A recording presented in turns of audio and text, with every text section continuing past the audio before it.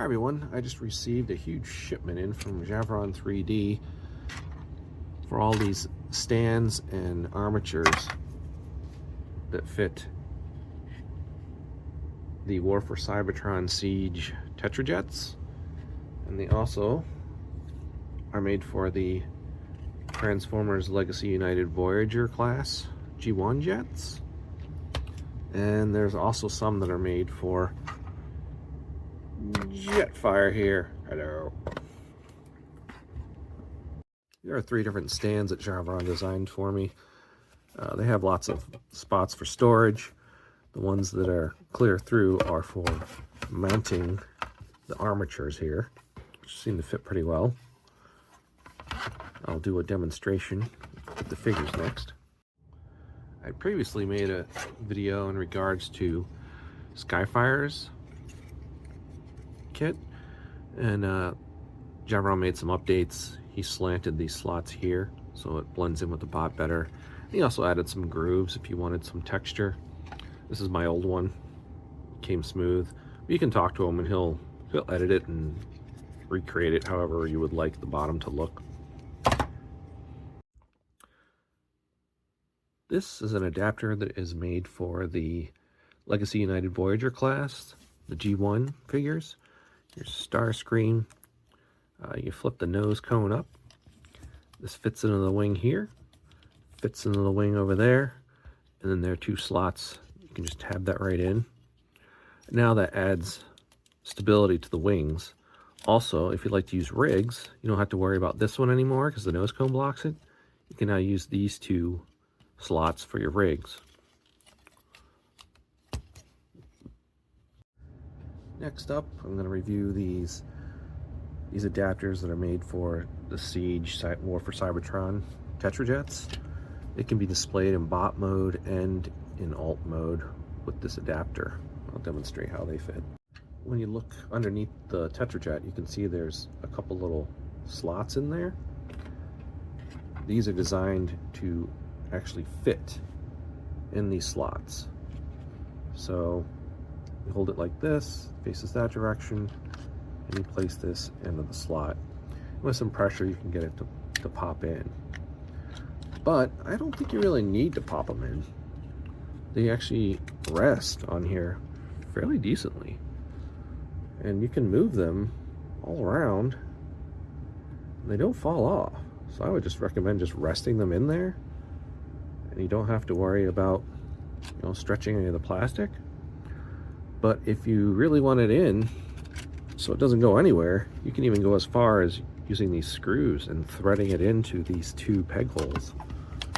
There's one in here, and there's another one underneath right there.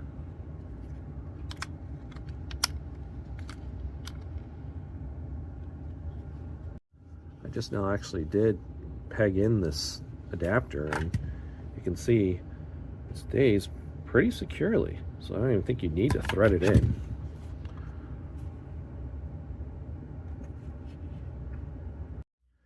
Now in bot mode, they have these holes.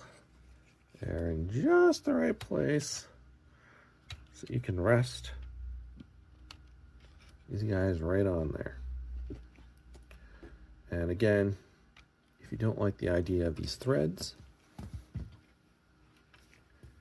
you can use the pegs.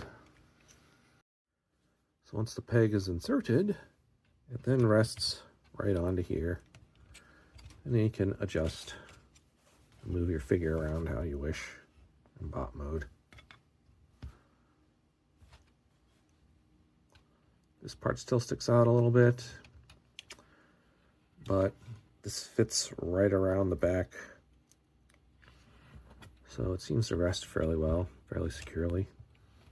Javeron also designed another form of adapter that fits much more securely than this one. I'll demonstrate how that works. First, you fold down little shin guards, and you gotta pop out that front plate there. And if you look, you'll see there is a little spot here for tabbing. And you take the adapter, and it feeds through. And this pegs down.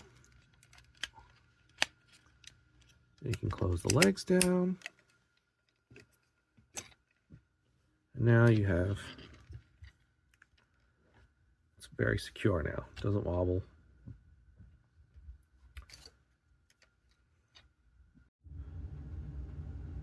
This adapter can also be used in robot mode. Now you can rest it into this peg right there, and you can use the screw, but the threads kind of catch a tiny bit, and if you don't want it to scratch up the inside, what you can do is you then switch to pegs, which he will provide, and that simply inserts and then rests on here.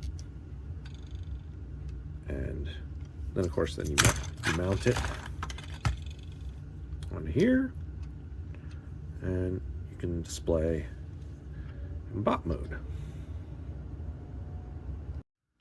Javeron has a ton of colors to choose from. If you want, you can order this whole Rolodex of sample colors. They're just these little plates, and he labels them so you know what filament color they are.